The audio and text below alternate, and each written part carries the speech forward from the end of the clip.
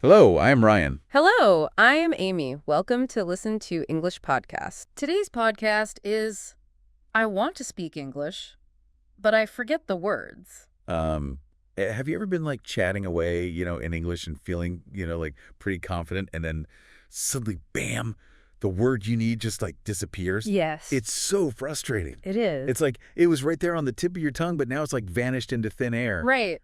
I swear it happened to me just the other day. Oh, really? Yeah, I was trying to describe this amazing new gadget to my friend, and I completely blanked on the word charger.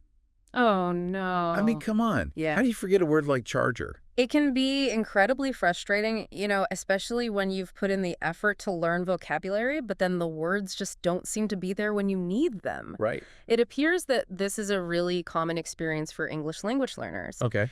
And there are a few key reasons why this happens. Okay. One reason might be that you haven't fully integrated the words into your active vocabulary. So think of it like learning to ride a bike. Okay. At first, you might wobble and need help, Right. but with practice, the movements become automatic. Right. Similarly, when you first learn a new word, it takes time and repeated use for it to become readily accessible. Okay, that makes Yeah. sense. Yeah. So it's not just about like knowing the word you know in theory. Yeah, It's about actually using it exactly. in different situations. Yes. So what are some other reasons why those words might go missing in action? Well, studies show that anxiety and stress can play a really significant role. Oh, okay. So when you're nervous or feeling pressured, your brain kind of shifts into this, fight or flight mode, Right. and that can actually hinder your ability to access your vocabulary. Oh, wow. It's like your brain is so focused on, dealing with the perceived threat Yeah. that it can't dedicate enough resources to, pulling up the right word. Oh, yeah, I can totally relate to that. Yeah. Like when you're given a presentation, in front of a big audience, Mhm. and suddenly your mind goes blank, Yes. even if you've like practiced a million times. Exactly. Yeah. The third reason is related to the way we learn new vocabulary. Okay. It appears that rote memorization, simply repeating a word over and over, Right. is not the most effective strategy. Right. If you don't understand the word's meaning in different contexts Yeah. and how it connects to other words, Okay. you're less likely to retain it. Okay. It's like trying to assemble a piece of furniture without reading the instructions. Right. You might get some parts together, Yeah. but the overall structure won't be solid. Right. Yeah. So it sounds like we need to move beyond just memorizing lists of words Yes. and start focusing on like understanding their nuances and using them in real life situations. Absolutely. Okay. And that brings us to some practical strategies that can help you remember those words more effectively. Okay, cool. The first is what I call contextual embedding. Contextual embedding. Instead of just memorizing a single word in isolation, try creating sentences that use the word in various ways. Okay. So, for example, if you're learning the word appointment, Okay. you could come up with sentences like, I need to schedule an appointment. Right. My appointment got canceled. Okay. Or I'm running late for my appointment. Yeah. So by varying the context, Yeah. you're forcing your brain to engage with the word on a deeper level and make stronger connections. That's a great idea. Yeah. It's kind of like giving the word a workout, in different scenarios. Precisely. I like that. Another technique is to personalize the word by connecting it to something meaningful in your own life. Okay. So, for example, if you're learning the word optimistic, Uh-huh. you could think about a time when you felt really hopeful and positive about something. Right. By linking the word to a personal experience, you create a stronger memory hook. Yeah. Or you could try creating a mental image that represents the word. Okay. If you're learning serene, you might picture a calm lake surrounded by mountains. That's a really cool idea. Yeah. I think I might try that one. Yeah. I'm a very visual learner. Another powerful technique, which is backed by studies, is spaced repetition. Okay. This involves revisiting words at increasing intervals. Okay. So you might review a new word a few minutes after learning it, then again the next day, then a few days later, and so on. Right. This helps to solidify the word in your long-term memory.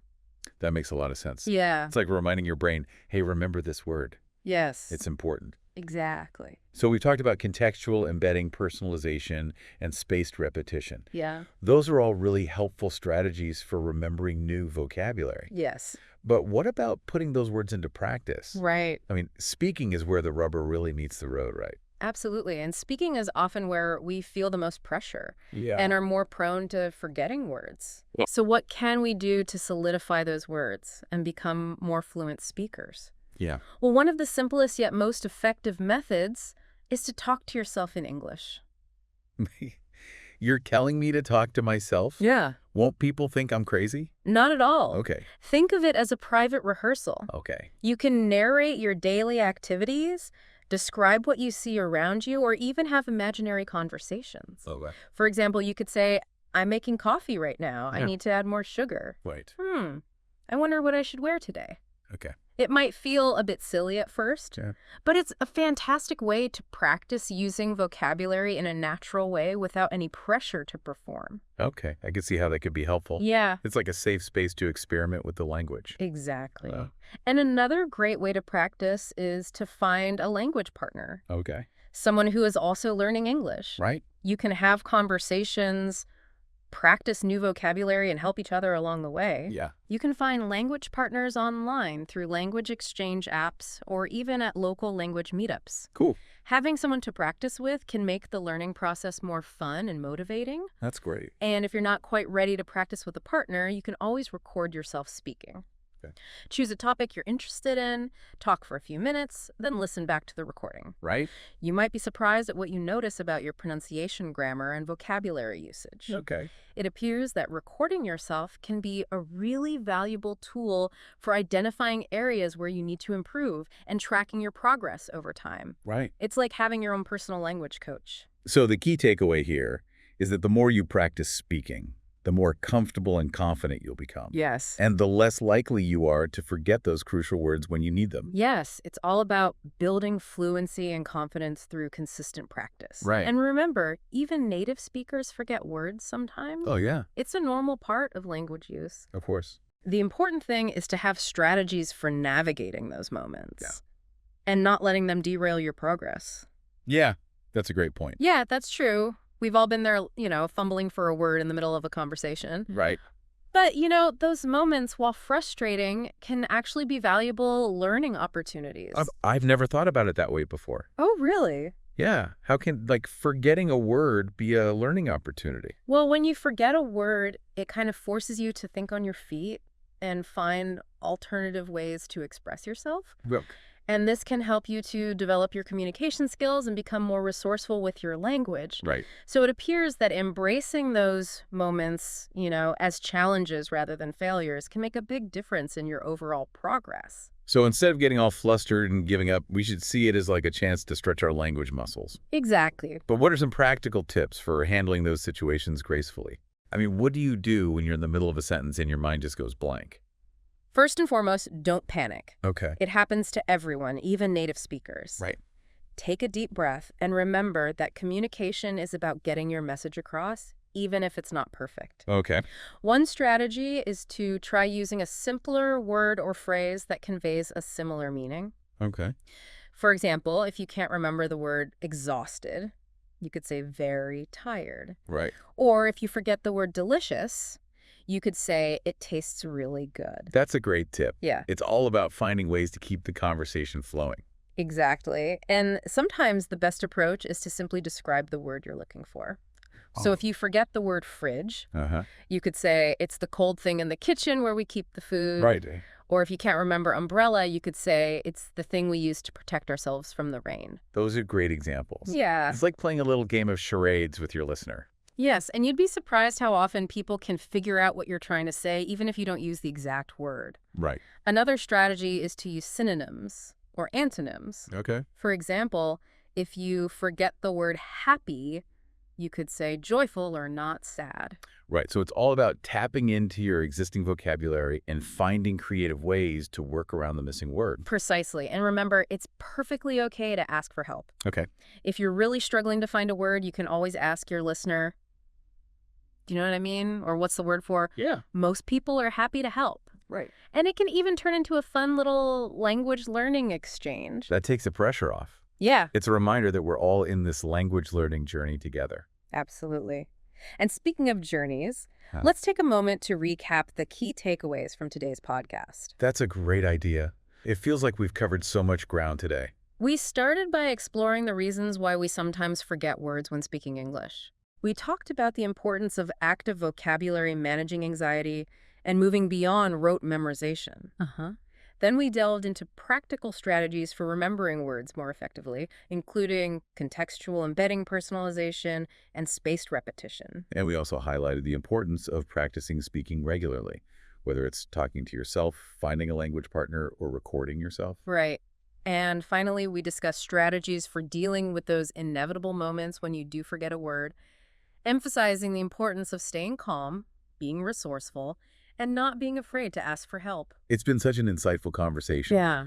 It appears that the key takeaway is that forgetting words is a natural part of the language learning process. Yes. It's not a sign of failure, but rather an opportunity for growth and creativity. I completely agree. The most important thing is to embrace the journey, celebrate your progress, and never stop learning. And on that inspiring note, I want to thank you, Amy, for sharing your expertise with us today.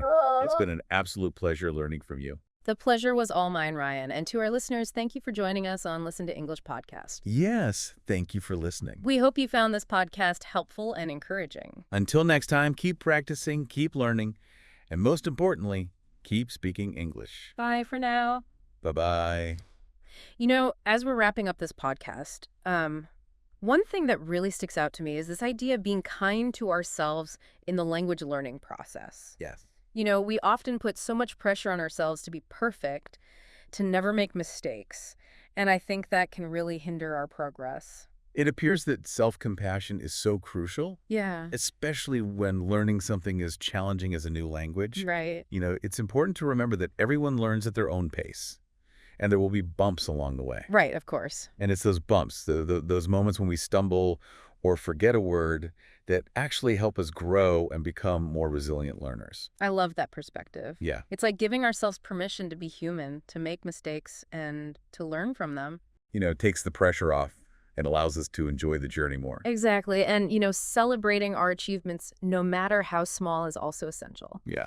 Did you finally master that tricky grammar rule? Right. Did you have a conversation with a native speaker and understand everything? Yeah, Those are wins, and they deserve to be acknowledged. for sure. It appears that positive reinforcement can really boost our motivation and keep us moving forward. Absolutely. It's those little victories that keep us going when things get tough. Yeah. So to our listeners out there who are on their own English learning journeys, remember to be patient with yourselves, celebrate your progress, and never give up on your goals. And remember, fluency is not a destination, it's a journey. Right. It's about continuously expanding your skills, embracing new challenges, and connecting with others through the power of language. Beautifully said. And on that note, we'd like to thank you for joining us today on Listen to English podcast. We hope you found this podcast helpful and inspiring. Until next time, keep those words flowing. If you enjoyed this episode, please like and subscribe. It really helps our channel grow and reach more English learners like you. By subscribing, you'll never miss a new episode, and by liking the video, you're letting us know you want more helpful content. Thank you for your support. It means so much to us.